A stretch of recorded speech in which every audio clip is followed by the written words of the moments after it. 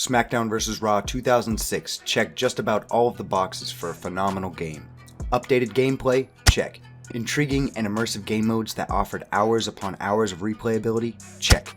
A loaded roster ranging all the way from interesting gimmick characters all the way to the main eventers and legends? Also check. What's the point of this video then? Well, no matter how hard they try, WWE and Yuke's could never produce the perfect roster for any of their games. While I think they likely got the closest in 2006's iteration, there are still a few vital superstars that made our 2005 viewing pleasure a better one, and that would have enhanced our gaming experience even more. Did the developers have enough time to get some of these guys in the game? No. Is that going to stop us from speculating and presenting a hypothetical plea for them to retroactively place them in the game? Also no. With that being said, not everybody here came into the scene after the superstar cutoff. In fact, some of these guys mentioned were a part of WWE for months, or even years ahead of the game being released. One of the things that Smackdown vs. Raw 2006 is commonly known for amongst fans is the number of superstars that were planned to be in the game, but were ultimately taken out before the game was released. There were 15 superstars that for one reason or another got removed from development.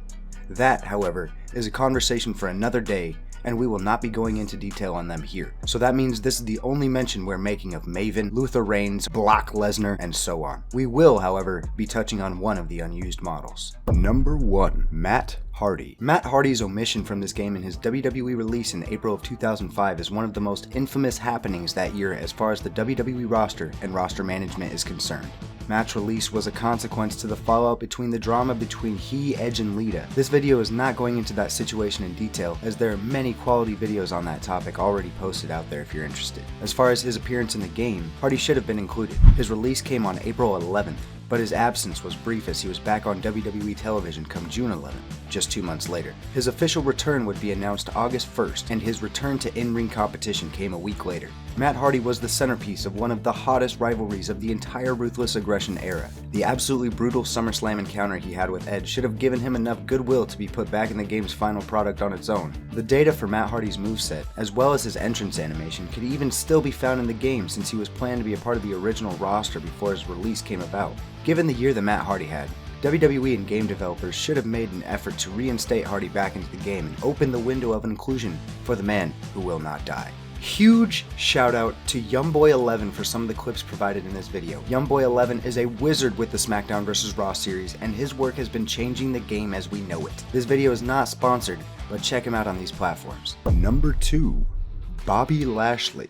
Bobby Lashley burst upon the WWE scene and made his television debut on September 23rd. Now I know what you're thinking, a month and a half is not nearly enough time for developers to get Lashley into the game, and you'd be 100% correct in saying that as well. But remember, these are hypothetical pleas. Plus, do you really prefer I talk about hardcore fucking Holly instead?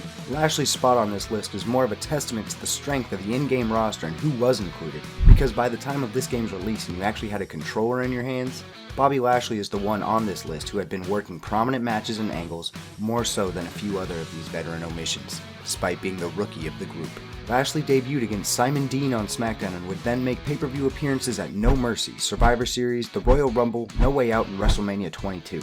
Lashley's rise would not stop there, as he would make the finals of the King in the Ring tournament and go on to capture the United States title, unseating a former world champion in JBL.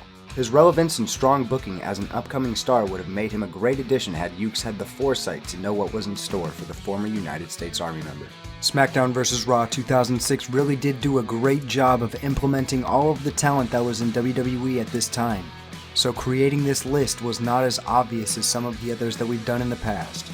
Let me know who's on your list by leaving a comment down below, and subscribe to the channel if you enjoy the Smackdown vs. Raw series. Number 3. Juventud Guerrera. The juice was a flash in the pan for the WWE, but boy, could this guy go. Presented as Juventud in the WWE, Juvi was most prominent for his work in WCW, but signed with the WWE in the spring of 2005 and alongside the Mexicools would make an immediate impact on the Cruiserweight division on SmackDown. Juventud only appeared on WWE program for less than 6 months, but in this short span he was able to compete on 3 different pay-per-view shows, with 2 of those ending in victory, as well as capturing the Cruiserweight Championship on 2 different occasions. The Juice actually was Cruiserweight Champion the day the game was released in the United States, but would drop it at a live event to Nunzio for a recognized 9 days and regain it later, meaning that, you guessed it, Smackdown vs. Raw 2006 was void of the current Cruiserweight Champion at the time of release.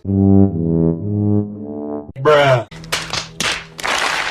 In fact, he's not the only champion omitted from this game, but we'll touch on that soon.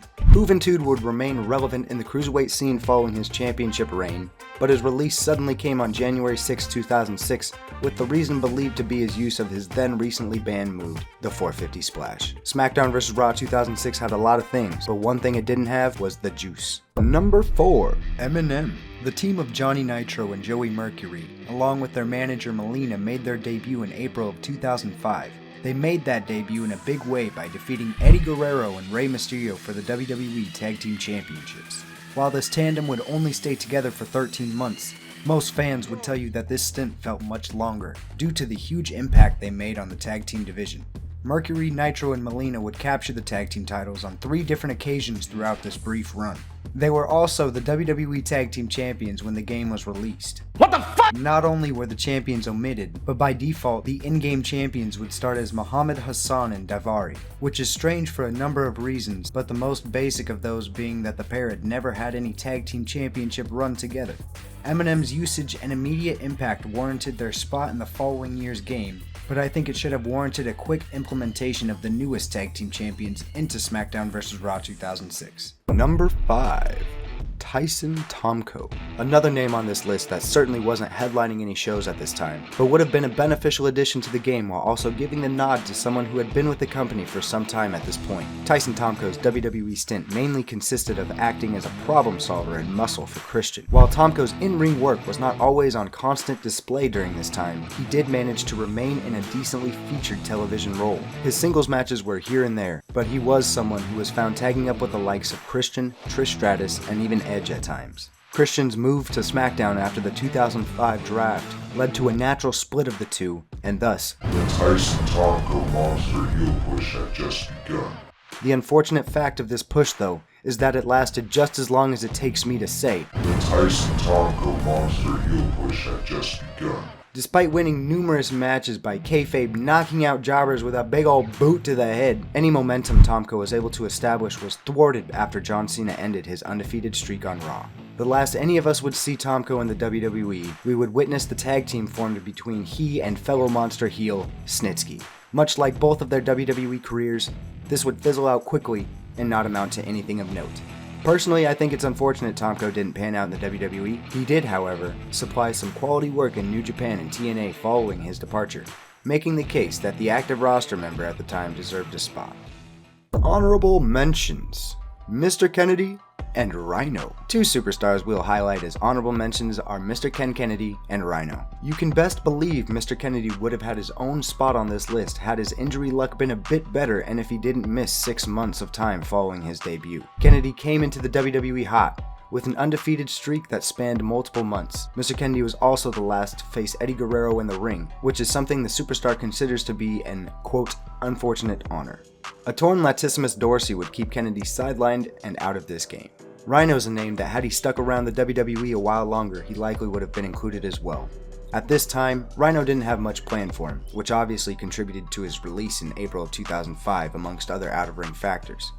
I almost forgot to mention Victoria. Victoria is a criminally underrated and underappreciated pioneer for modern-day women's wrestling, and for whatever reason, the decision was made to keep her out of the Smackdown vs. Raw games of 2006, 2007, and 2008. She appeared in the first one, and she finally came back in 2009. We aren't going too heavy into detail here, because we went over her omission in my video on Smackdown vs. Raw 2007's roster, which you can see here. Thanks for watching, everybody, and I'll catch you in the next one. Take it easy.